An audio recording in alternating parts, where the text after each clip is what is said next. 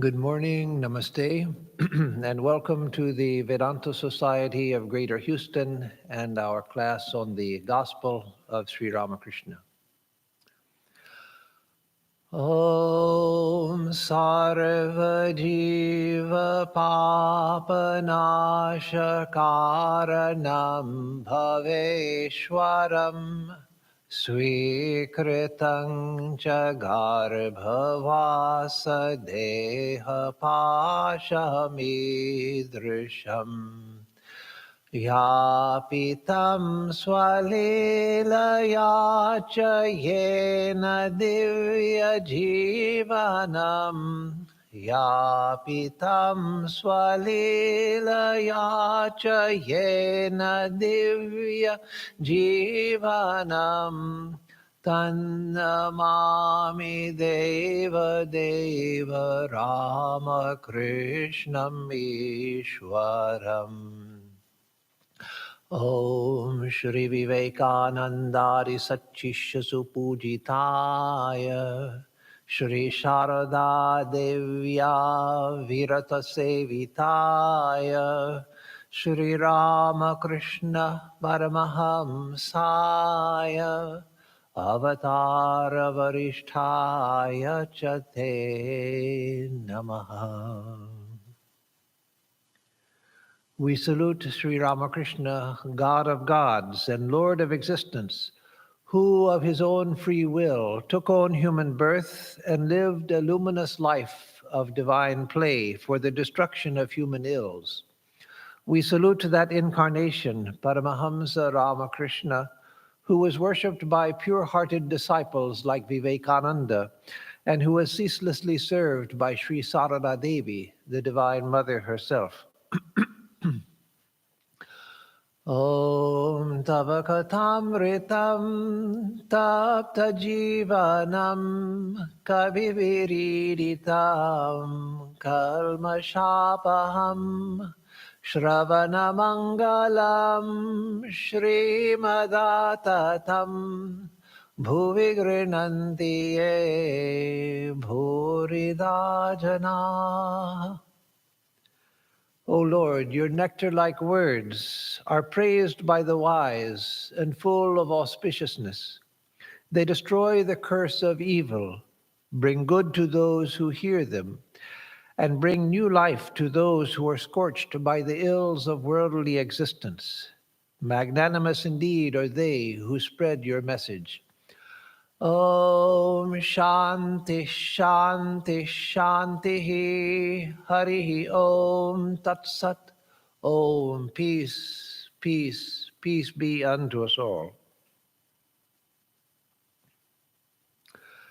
So welcome back to our class on the Gospel of Sri Ramakrishna. We had our last class in the middle of December, the early middle of December. And so for more than a month and a half, we have been on break from classes and lectures, although we had some celebrations in between times for Christmas Eve, for January 1st, where we celebrated the birth anniversary of the Holy Mother, and also Kalpataru Day. And then last Sunday, we celebrated the birth anniversary of Swami Vivekananda.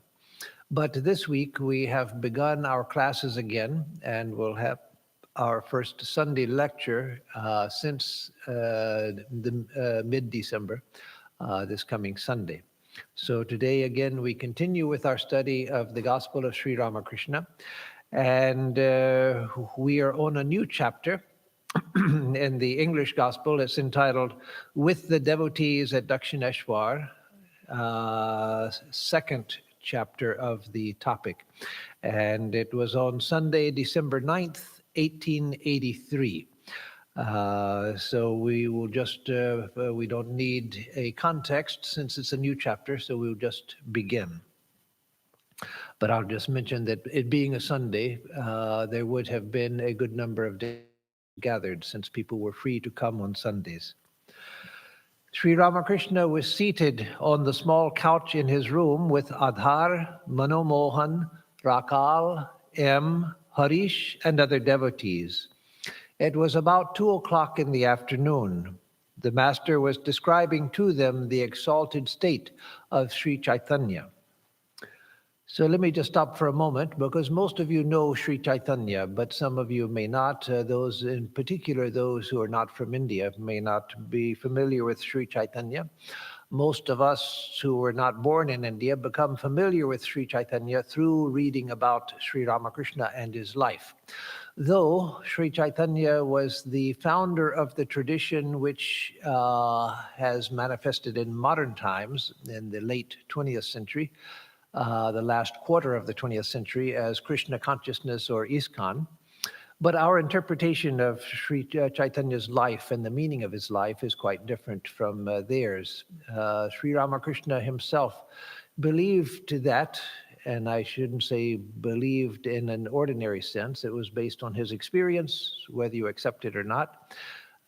Based on his experience, he identified himself as having been born as Sri Chaitanya in his previous incarnation. And so, from the standpoint of one who is a follower of Sri Ramakrishna, we give great weight to his interpretation of Sri Chaitanya's life and the meaning of his life, because he, if one believes his words, he knew it from the inside, having been lived that life in his previous incarnation. So the incarnations that we are used to thinking of, those that we know of, usually have a grand and widespread mission in life. Say the life of Jesus or Buddha or Sri Ramakrishna, or going back to Sri Krishna and Sri Rama. Sri Rama influenced the whole of Indian civilization down to the present day, though he was born several thousands of years ago, thousands of years before the time of Christ. And he influenced not just India, but the whole of greater India, from Afghanistan to the Philippines. So Sri Rama had a tremendous influence over South Asian and Southeast Asian cultures, even down to the present day in Indonesia and Cambodia, Thailand, etc. The influence of Sri Rama is felt, and they are quite conscious of the influence of Sri Rama. And Sri Krishna, similarly, vast influence over the Indian subcontinent and over Southeast Asia, etc. So we're used to thinking of incarnations as having a very wide influence and great historical importance. But it seems that sometimes God incarnates for a more limited purpose in a limited area of time, or sometimes it's said God incarnates just for the joy of sporting, as it were, to use the Indian expression, lila, sporting with devotees. So Sri Chaitanya, he is said to have been born as a result of the sincere prayers of the great devotee Advaita, a man named Advaita, who saw the condition of the world and prayed for the incarnation of God to save people from the sad state of society. And so Sri Chaitanya, his influence was not wide and vast as that of other incarnations, but it was very important, and it was an extraordinarily beautiful life. He taught the people the single-minded love of God, devotion. And he also did have, though limited, it was a very important historical role, not just teaching devotion to people, but he came at the end of the Buddhist age in India, when Buddhism had practically disappeared from most of India, but still remnants of it remained in Bengal, Orissa, northeastern India. But it had fallen into a very degenerate state. And so it was through the influence of Sri Chaitanya that that last remnant of Buddhism was absorbed back into the mother body of Hinduism. In fact, there are important signs that Buddhism was absorbed into Vaishnavism, the form of Hinduism taught by Sri Chaitanya, the worship of Sri Krishna in particular, in their emphasis on compassion, etc. Even the image that was worshipped by Holy Mother's ancestors in the village of Jairambati was Dharma, and Dharma was a leftover from the Buddhistic age who became a Hindu deity in some of the villages. Sri Chaitanya had importance in absorbing the remnants of Buddhism back into Hinduism, and also saving Hinduism of that area from the onslaught of the Islamic conquest. Islam had become very strong in Bengal, and so he preserved the strength of Hinduism in that area. So though his influence was not widespread, even in India, his life was extraordinary. He did have a historical purpose, but it seems that the greater purpose of his life was the spreading the bliss of communion with God. Again, we'll come back to the reading. Sri Ramakrishna was talking to the devotees who had gathered in his room about the exalted state of Sri Chaitanya, Master. Chaitanya experienced three states of mind. First, the conscious state, when his mind dwelt on the gross and the subtle. Second, the semi-conscious state, when his mind entered the causal body and was absorbed in the bliss of divine inebriation or intoxication. Third, the inmost state, when his mind was merged in the great cause, Mahakarana in Bengali and Sanskrit. This agrees very well with the 5 koshas or sheaths described in the Vedanta. The gross body corresponds to the Annamaya kosha and the Pranamaya kosha, the subtle body to the Manomaya kosha and Vijnanamaya kosha, and the causal body to the Anandamaya kosha. The Mahakarana, the great cause, is beyond the 5 sheaths. When Chaitanya's mind merged in that, he would go into samadhi. This is called the nirvikalpa or jada samadhi. So this will require some explanation. It's something that many people express confusion over, the 5 sheaths and the 3 bodies. The human being is divided in 2 ways in Vedanta and in larger Hinduism, but especially in Vedanta, where it's made a point of, that there are 5 sheaths and then there are 3 bodies. There's a correspondence between the two. It's 2 different ways of dividing or analyzing human anatomy in a higher sense, not anatomy as we think in the West. Anatomy in the West refers just to the physical body, the parts that can be touched and seen with the eye, touched with the hand. But the human person can be analyzed into more than just to the physical body.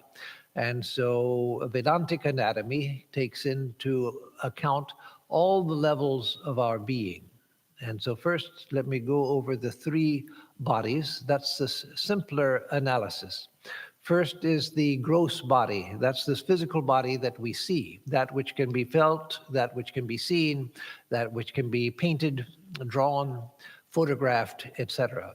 So this we all know. This is what most of us know as who we are. We are what can be seen. But of course, we also recognize that we have a mind. In modern thinking, the mind is, for most people, nothing but the brain. And so even the mind is physical. But there are many physiologists, neurophysiologists in the West, not influenced by Eastern thought, who say that the brain does not explain the mind. The mind obviously is working through the brain, but there are reasons why the brain is not sufficient to explain the mind. And so the mind is a more subtler part of our being.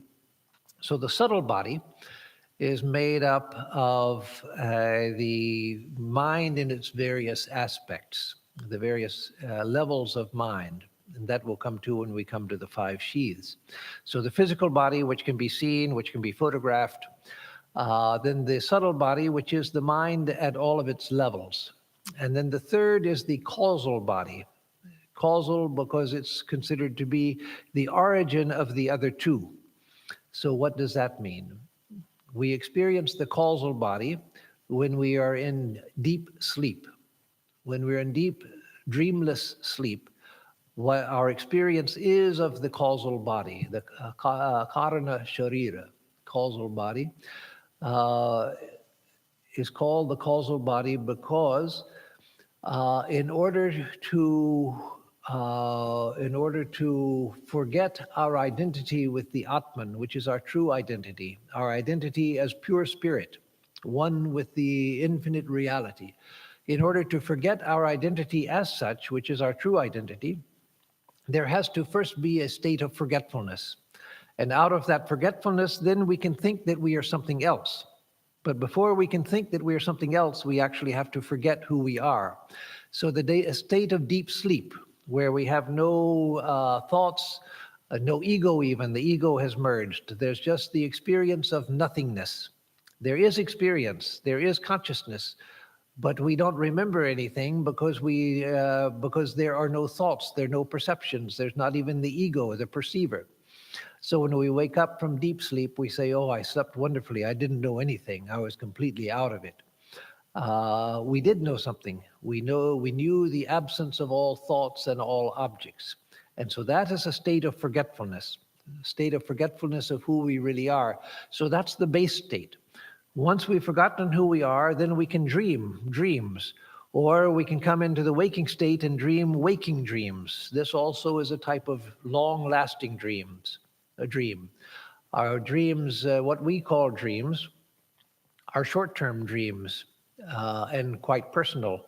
But this is a dream which is long-lasting for billions of years and for countless people dreaming the same dream, waking into the same dream. But this also eventually will find this also to have been nothing but a dream, just not an individual dream, but a collective dream. So this also is based on the forgetfulness of who we are. If we knew who we were, we would see ourselves as pure spirit, we would see everything as pure spirit, or everything would disappear into pure spirit, which is its real nature. And so again, the causal body is called causal because first there has to be forgetfulness of who we really are as spirit before we can dream our dreams of the waking state and the dream state. So the causal state the causal body is called a body, but it has no form. It doesn't have location in space.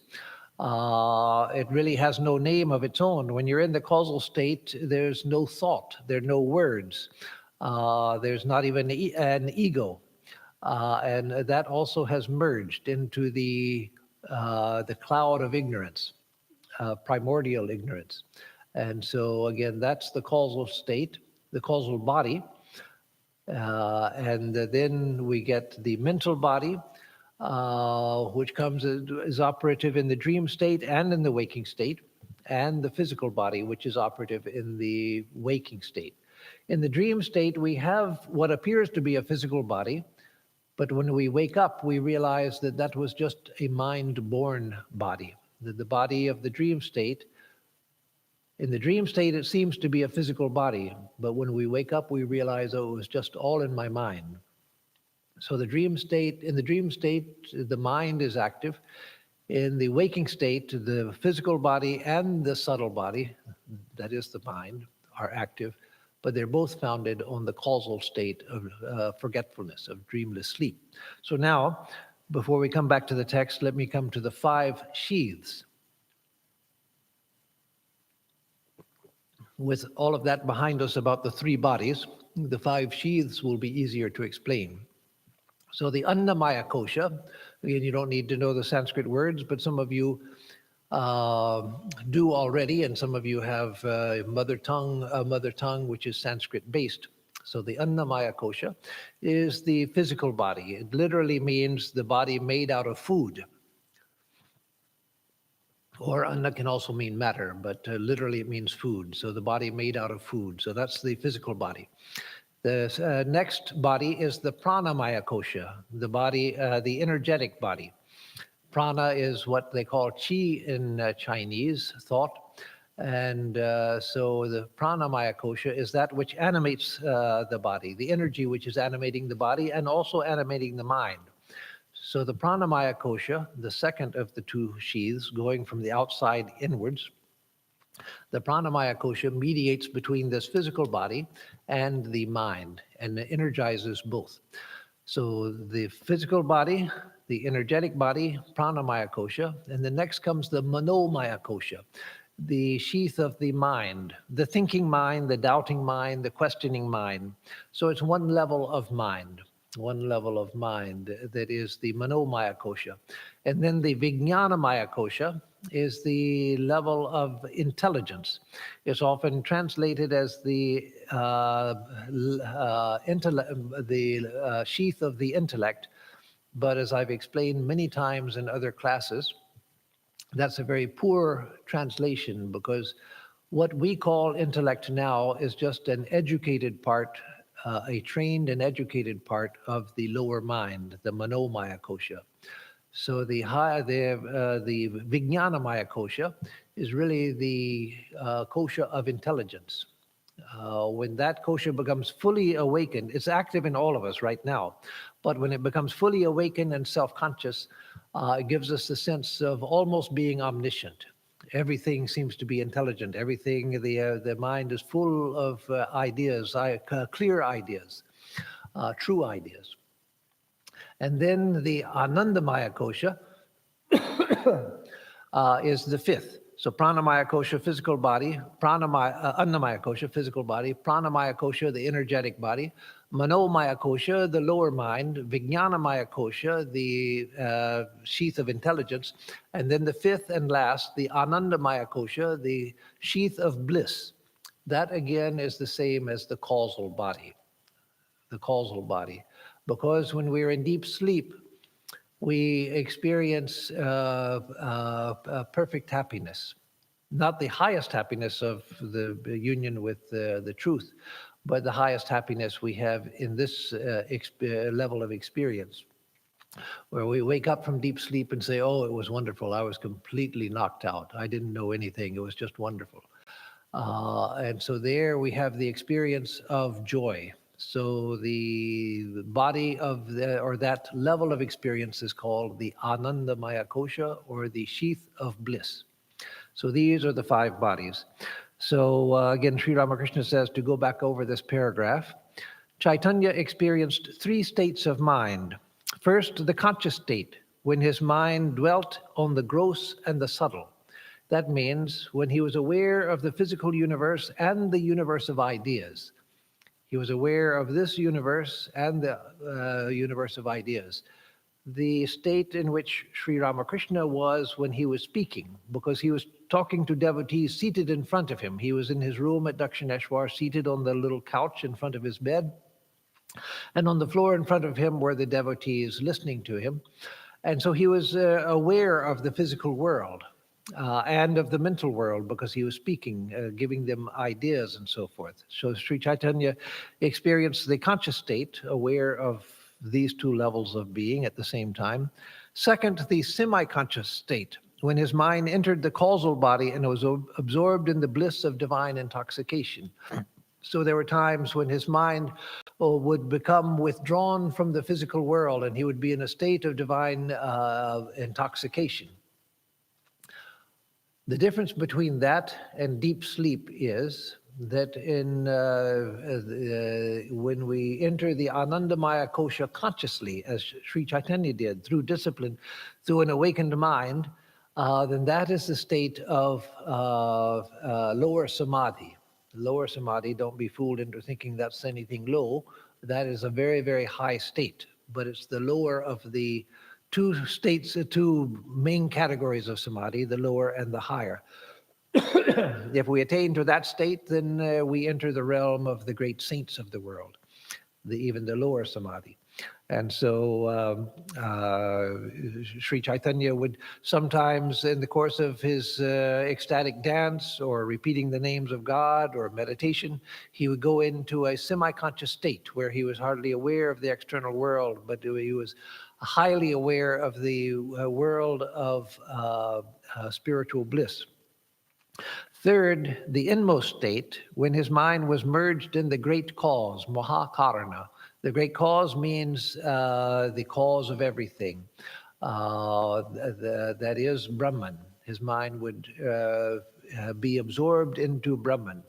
So here we have to make a distinction because in Western thought, Western religious thought, and going back to the ancient Greeks, Aristotle, for instance, and others, the great cause was God. God was the unmoved mover who started the universe into motion, and so that's one of the ideas in ancient Greek philosophy, in Christian theology, etc. The God is the great cause. But according to Vedanta, no. There is a cause before God, not different from God, but a higher reality which manifests as God. God, as we know God, as the source and protector of the universe, is a manifestation of the great cause. The great cause is the ocean of infinite, pristine consciousness, divine consciousness, known as Brahman, the Satchidananda, the supreme reality itself. And that in relationship to the universe, when we look at that, excuse me, we see it as God.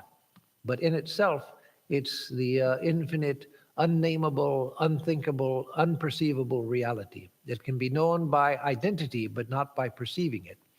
There are no words there, there are no thoughts there, there are no perceptions there, there's no relationship there. Relationship is with God, a manifestation, the first manifestation of Brahman. But Brahman itself, there's no relationship. That's why there are no temples to Brahman, there are no prayers to Brahman, because who is to pray to whom? There's just reality. There's no differentiation whatsoever. And so that's the great cause. So Sri Ramakrishna is saying that in the inmost state, Sri Chaitanya was merged in that, in Brahman. So here is one of the main differences. As I said, our interpretation of Sri Chaitanya and his experience is different from that which is taught in ISKCON.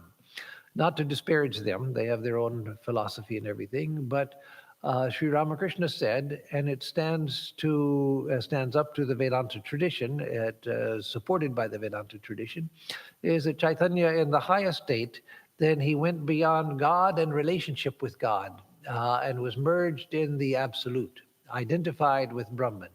And from that state, he would come back and again enter into kirtan and ecstatic dance and into ordinary interaction with people of the world.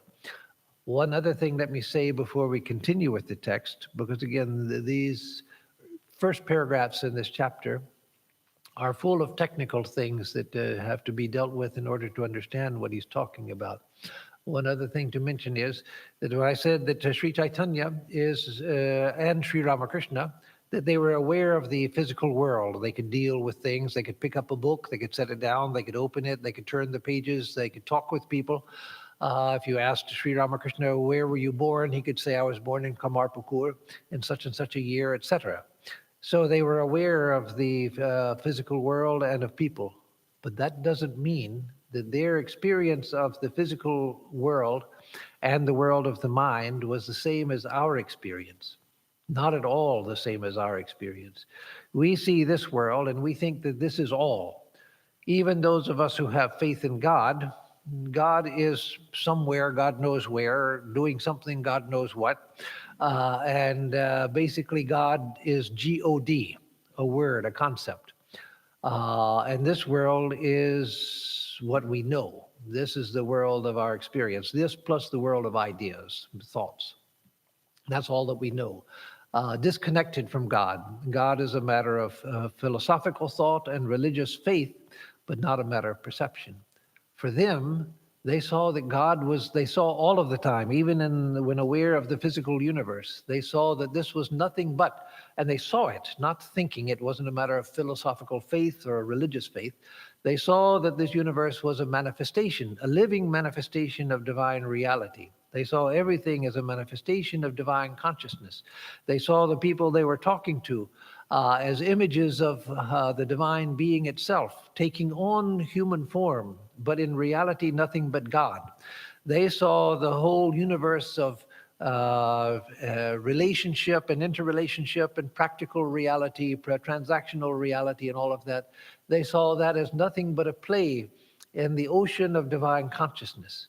So they didn't see the world as we see it. Not at all, not at all, not at all. The world that they saw was filled with divine reality. This world, when they saw it, was filled, as they saw it, with divine reality, with everything being a manifestation of pure consciousness. But they would see that this universe had taken form in that ocean of consciousness, and they could deal with it in practical terms as we deal with it, but not with the same consciousness whatsoever.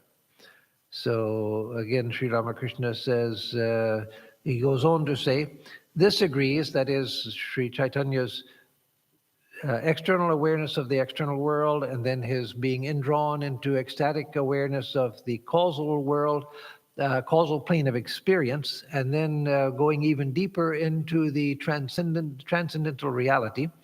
This agrees, he says, very well with the 5 koshas or sheaths described in the Vedanta.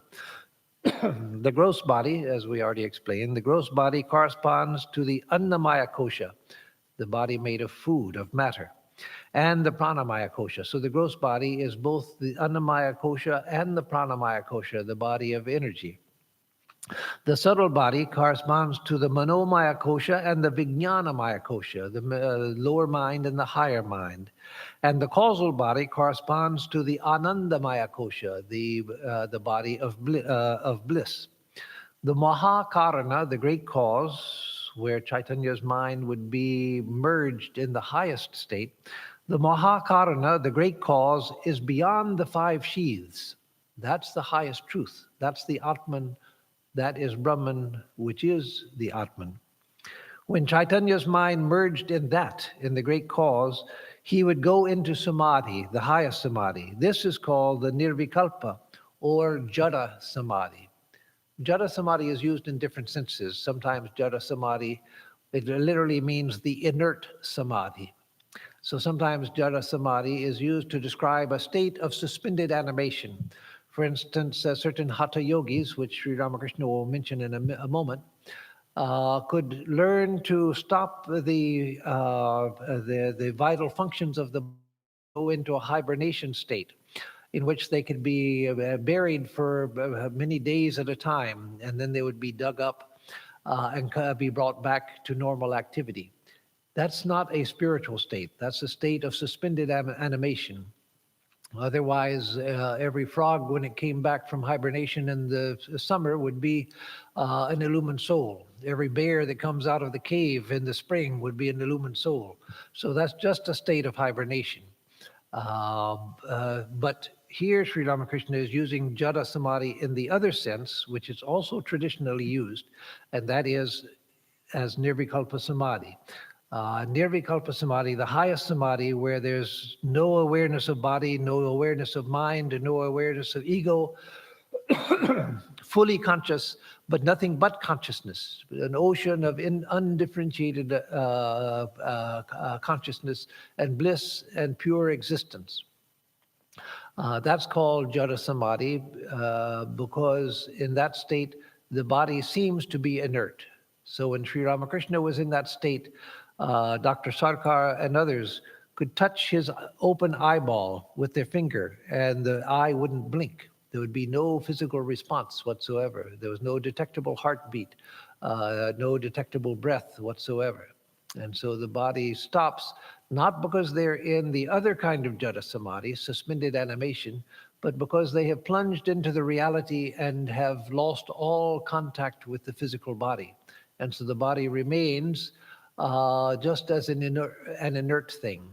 That's why Sri Ramakrishna said that in that samadhi, one can only remain alive for 21 days. If it continues, then the body dies because it can't be sustained. So either one comes back to awareness of the world or one loses the body and remains in a state of divine identity. So while conscious of the outer world, Chaitanya sang the name of God.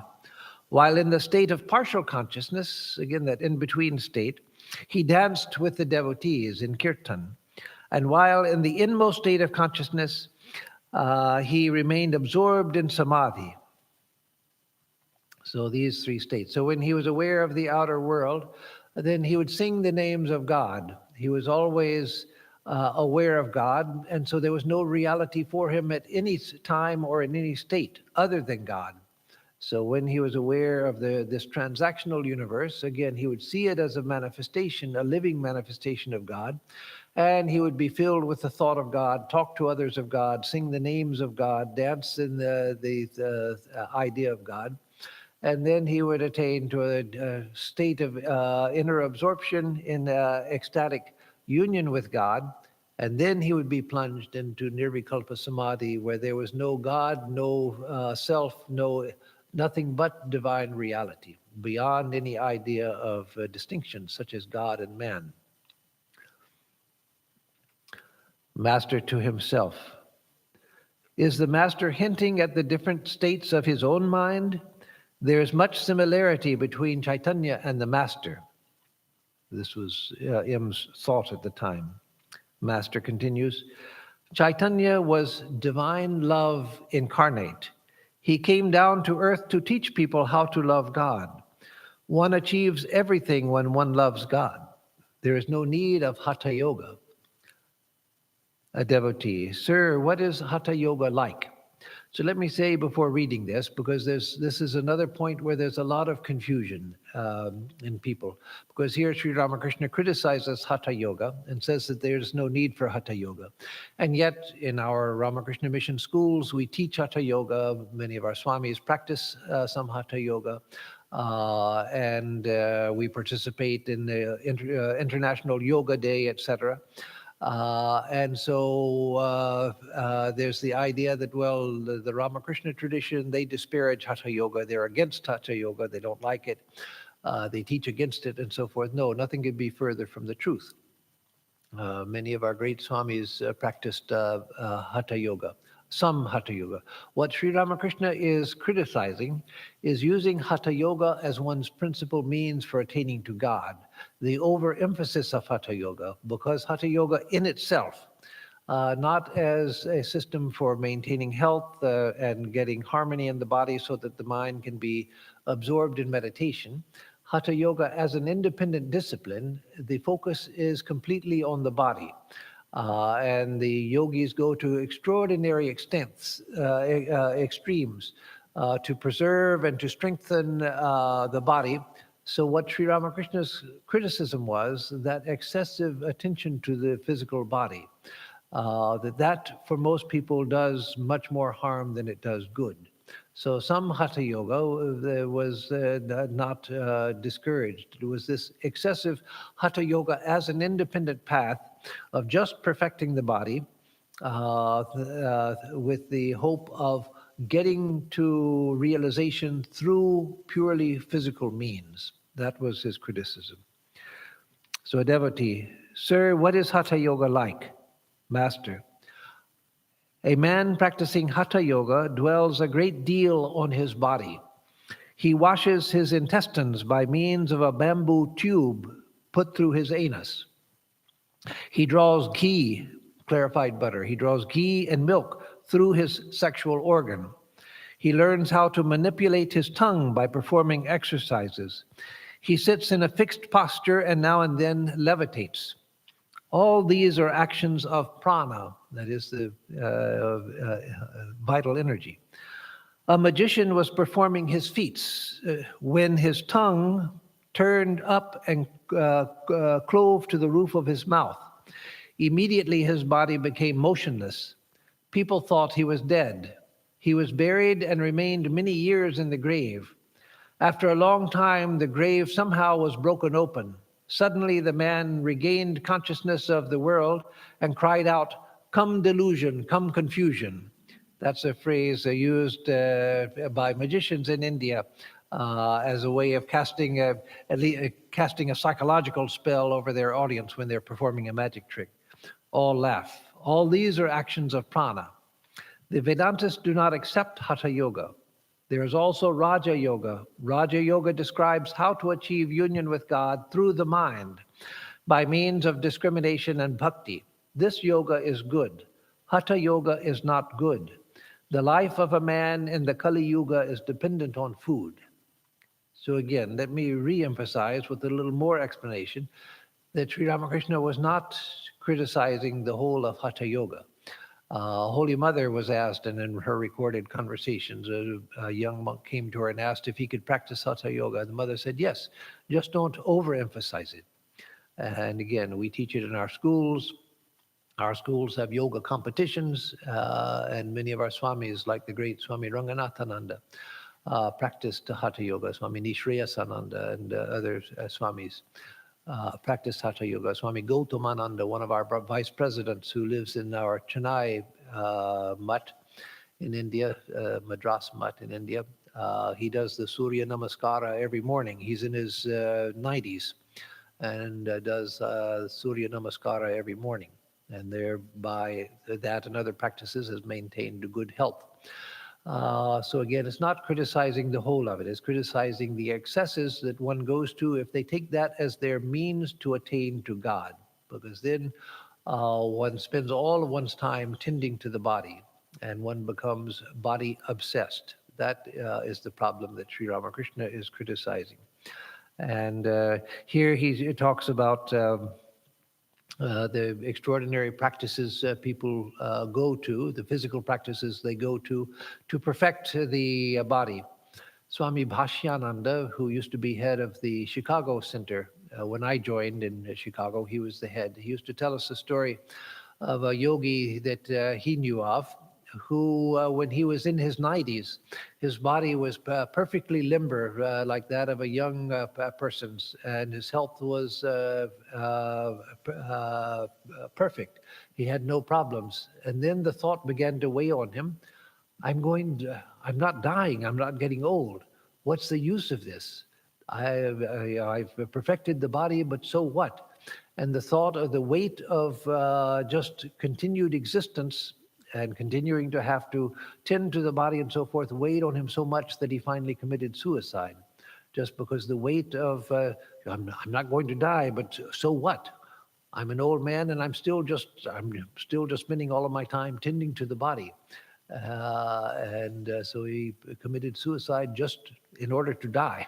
So again, the idea is that if you're doing it just to preserve your health, yes, some is good for the health, and some is good for bringing the body into a state of harmony, making the body strong, keeping your health so that you can practice spiritual discipline. But if it becomes an end in itself, then it becomes something which is detrimental. So,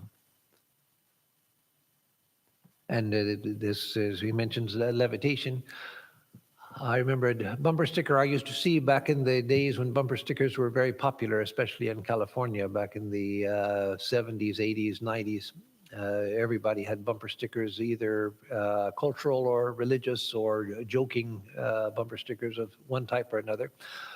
And one of them, a Christian bumper sticker was, an evangelical bumper sticker, was, next time you feel perfect, try walking on water. The intent of it is, you're a sinner, you shouldn't try to feel perfect. It's all of these New Age people who talk about you're all perfect, but you're not, you're a sinner. And only God is perfect, and God could, in the form of Jesus, could walk on water. Well, that's not the proof of Jesus' divinity at all. That was a well-known science in India. There may be people today who can do it, there probably are, but even a century ago, there were people who were observed able to walk on water, people who could levitate. In Christian texts of the great Christian saints, they have left a record. St. Teresa of Avila, a person of utter purity and utter truthfulness, talks about her own levitation during states of prayer when she would rise from the ground. And many such things were observed. That's not a sign of perfection. In these great saints, it happened spontaneously, not because they were trying to, but a person, even without holiness, even without spiritual awakening, can learn to do these things by controlling the vital energy. And it doesn't show anything about inner character. It just shows that you learned through discipline the way to do it, by controlling higher laws. It's not a miracle, it's the controlling higher laws that we're not aware of at present, but can become conscious of and thereby control. But that doesn't confer anything spiritual. And so that's why Sri Ramakrishna mentions that they would do such things as levitate and so forth. So Sri Ramakrishna was standing in the road. So here there was a break. Sri Ramakrishna was in what we just finished reading before the my last comments. Sri Ramakrishna was talking to devotees seated in front of him. And now, obviously, there's a break in time and there's a space in the printed text to show that something had happened. Sri Ramakrishna had gotten up, people had moved around, and now Sri Ramakrishna was standing in the road by the side of the Nahabat, the little cottage where the Holy Mother used to live. He was on his way to his room, having come from the pine grove, which was further into the woods from the Nahabat. He saw M seated on the veranda of the Nahabat, behind the fence, absorbed in meditation. So from this, we can assume that the Holy Mother was in Jairambati. She was not present in the Nahabat at that time, or M would not have been sitting on her front step of just her tiny little room. So he was seated there, absorbed in meditation, when Sri Ramakrishna noticed him. Master, hello, you are here. You will get results very soon. If you practice a little, then someone will come forward to help you. So, of course, that someone was Sri Ramakrishna himself. But here, Sri Ramakrishna, who could see the inner workings of everyone, their past, their present, and their future. He knew that M was on the verge of a great spiritual awakening and that he would get spiritual results very soon. M looked up at the master, startled. He remained sitting on the floor, which shows that M's meditation was deep, because otherwise he would have heard the master approaching, the master walking nearby, and wouldn't have been startled if Sri Ramakrishna spoke to him. But because his meditation was deep, his mind was concentrated, Sri Ramakrishna's words startled him, broke his concentration, which created this startlement. Master, the time is ripe for you. The mother bird does not break the shell of the egg until the right time arrives. What I told you is indeed your ideal. We don't know what Sri Ramakrishna told him, but he had told him earlier that what I told you is indeed your ideal. That is, Sri Ramakrishna had told him, this is your Ishta Devata, whatever that was. We still don't know. But Sri Ramakrishna had said, this is your Ishta Devata. Sri Ramakrishna again mentioned to him his spiritual ideal at this moment, but we don't know what it was. Master, it is not necessary for all to practice great austerity, tapasya, but I went through great suffering, that is the suffering of extreme austerities that Sri Ramakrishna went through, where for 12 years he didn't even sleep. I used to lie on the ground with my head resting on a mound for a pillow. That is, he had no mattress, he had no quilt. He was lay on the bare ground with his head resting on a mound for a pillow. I hardly noticed the passing of the days. I only called on God and wept, "O Mother, O Mother." So Sri Ramakrishna tells him that you won't have to practice much in austerities, that you will get the fruits of spiritual practice quickly and easily. And that is why one of the main reasons why God incarnates. It's that ordinary people can't practice the sort of austerities which Sri Ramakrishna did. And so the incarnation, whether Sri Ramakrishna or other incarnations, they practice severe austerities, gather tremendous spiritual power through their practices and their realizations, and then make that grace, or make that the results of that spiritual power available to others through grace. M had been visiting Sri Ramakrishna for the past 2 years. Since he had been educated along English lines, he had acquired a fondness for Western philosophy and science, and had liked to hear Keshav Chandra Sen and other scholars lecture.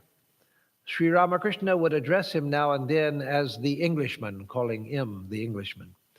Since coming to Sri Ramakrishna, M had lost all relish for lectures and books written by English scholars. The only thing that appealed to him now was to see the Master day and night and hear the words that fell from his blessed lips. M constantly dwelt on certain of Sri Ramakrishna's sayings. The Master had said, "One can certainly see God through the practice of spiritual discipline." And again he had said, "The vision of God, the vision of God is the only goal of human life."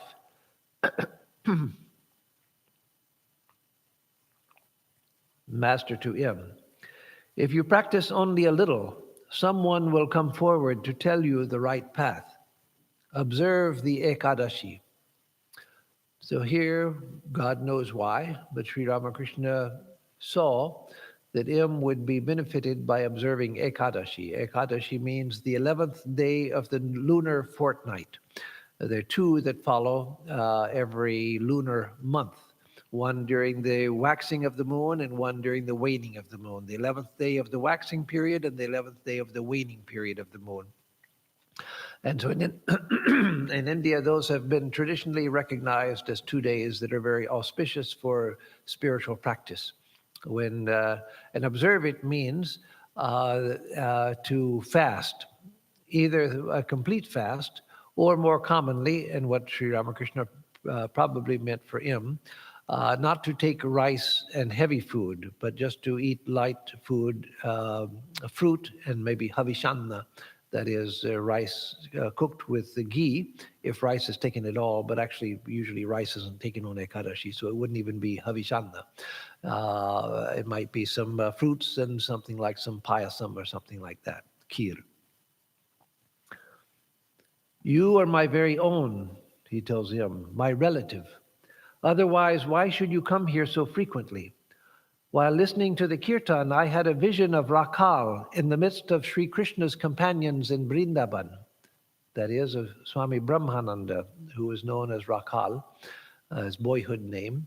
So while listening to kirtan one day, Sri Ramakrishna had seen the boy who became Swami Brahmananda as Rakhal, which means the cowherd boy. The cowherd boy of Vrindavan playing with Sri Krishna, and knew that the future Swami Brahmananda, Rakhal, was an eternal companion of Sri Krishna, who dwelt eternally in the companionship of Sri Krishna, in the bliss of divine union. So I had a vision of Rakhal in the midst of Sri Krishna's companions in Vrindavan.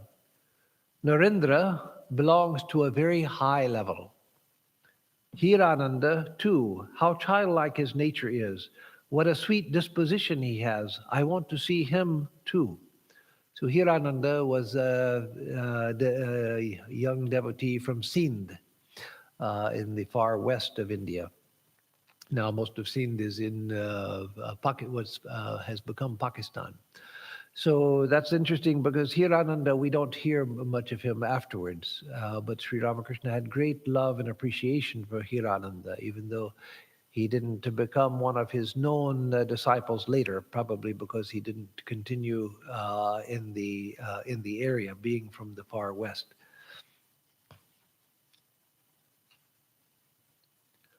So we'll stop here for today and continue next week with the reading where we're leaving off now.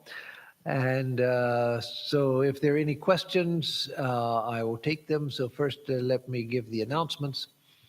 The announcements basically are we're starting our lectures and classes now. They will be regular through February. On Sunday, I will give a speech on Swami Vivekananda, A Voice Without a Form. He once said, speaking of himself, I am a voice without a form. So I will speak about Swami Vivekananda on Sunday in honor of his recent birth anniversary that we had last week. And then on Tuesday, we will continue with our Upanishad class. We just began a class on the Mundaka Upanishad this past week and just got through the first verse. So we will continue with the Mundaka Upanishad through February and March. And then next Thursday, we will have this class again.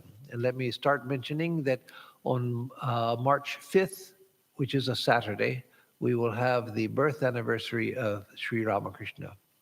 His actual birthday falls on March 4th, a Friday, but so that more people can come, we will celebrate it on March 5th, Saturday, and we'll be sending out a flyer about the details. So. Scientists like Einstein, who were so involved in their work and they were completely unaware of their surroundings, completely no sound, nothing. What state of kosher would that be? Okay, the question is, great scientists like Einstein, who were so absorbed in their research that at times they were unaware of their surroundings. There are stories of some great scientists who, and other great thinkers, who were not even aware of whether they had eaten or not. Their wife would come to them and say, it's time that you haven't eaten all day, and they wouldn't be aware of it. Or they would come and say, what happened to lunch? And they said, well, you ate lunch, and they weren't even aware of it. So the scientists and other thinkers who are so absorbed in their field that they're not even aware of the outer world as we are, and especially with the urges like hunger and thirst and so forth, they forget everything. So what kind of state are they in?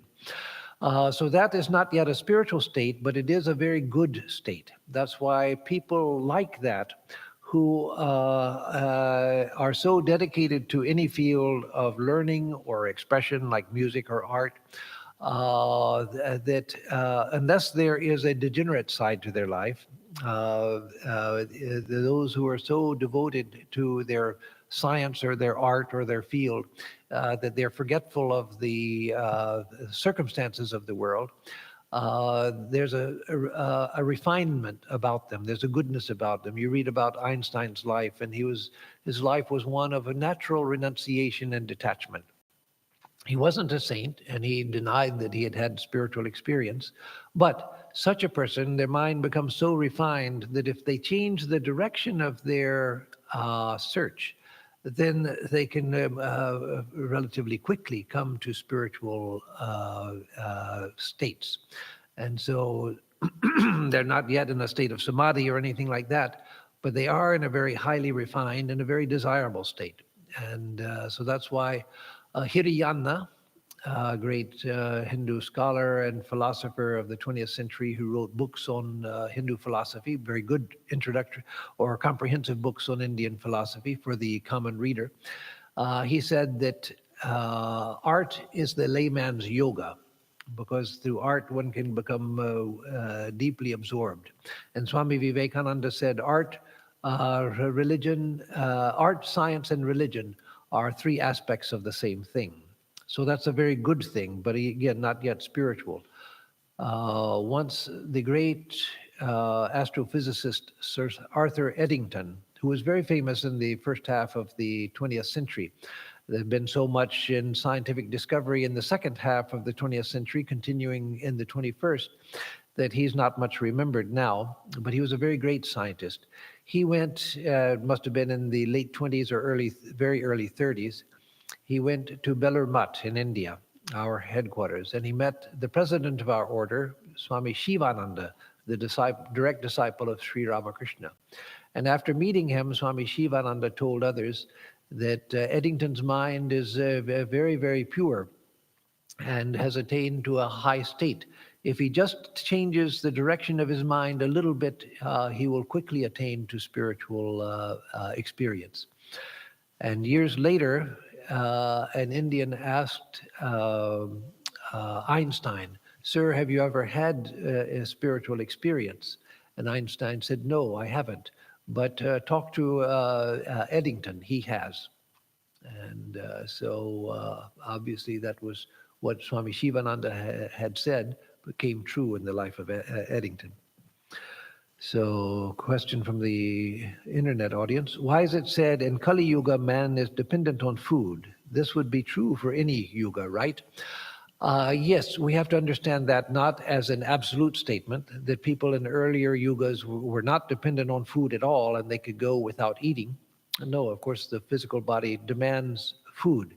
What Sri Ramakrishna meant was relatively, that in the modern age, and this is easy to see. So again, the confusion comes, and others have been confused, so I respect the question, it's a good question, but others are confused because they take it in literal terms. What he means is, and we can easily see, that in the modern age, we have become very accustomed to comfort. There are many people who have never been hungry in their life. I've heard people say that I've never experienced hunger in my whole life because food is always available and you just eat whenever you want to. And so over satiety is the problem now, not to hunger for many people. Of course, there are people hungry in the world, but for most people, and that means most people who pursue spiritual life, the people who are starving in different undeveloped countries, they're not people who are on a spiritual search. They're just struggling for survival and are deserving of sympathy and of service. But those who are on a spiritual path nowadays, their problem is not hunger, their problem is not discomfort, their problem is not having no shelter, no warm clothing in the winter, etc. Our problem is we're too dependent on physical comforts, and so we find it difficult. If we're asked to fast for several days, we're so obsessed with the thought of food that we can't meditate. We're only thinking about, boy, I would love to have a pizza right now or whatever. And so that's what he means, that in the modern world, people are so used to comfort that they can't practice austerities the way people did 500 years ago, 1,000 years ago, when people grew up in a deprived condition and they were used to going hungry, they were used to being cold, they were used to deprivation, and they were able to bear it with equanimity. And they could bear it with equanimity so that the mind could be placed on God without thinking about, oh my God, I'm so hungry. How was your trip to South America? Good.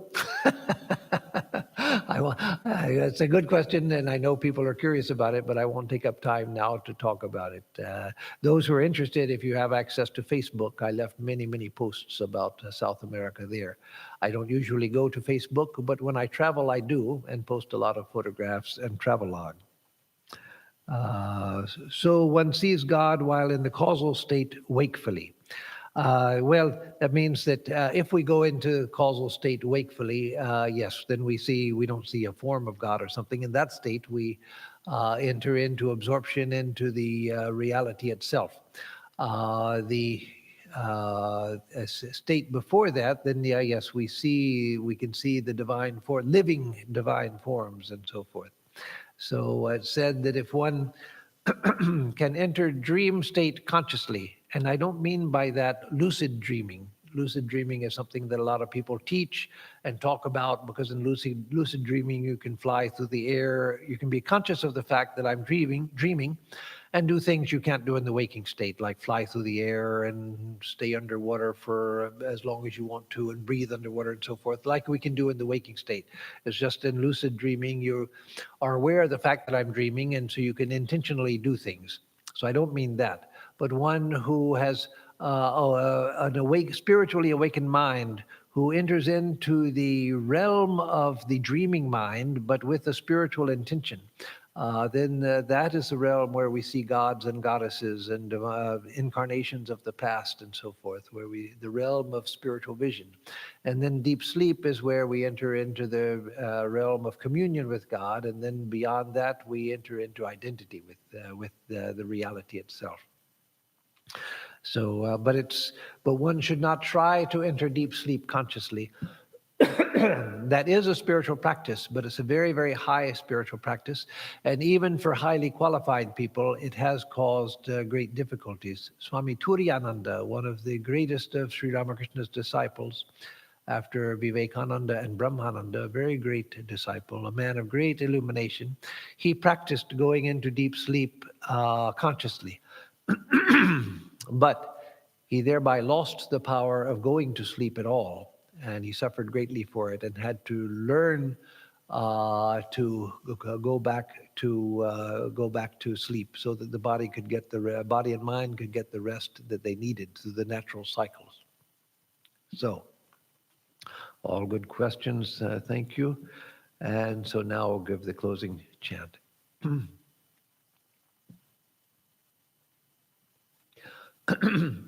Om Niranjanam Nityam Anantarupam Bhaktanukampa Dhrita Vai Ishavataram Parameshamidyam Tam Ramakrishnam Shirasa Namama. We bow in adoration to Sri Ramakrishna, who is stainless, eternal, infinite, the worshipful Supreme Lord, who took human birth out of compassion for all. Om Shanti, Shanti, Shanti, Hari Om Tat Sat. Om, peace, peace, peace be unto us all.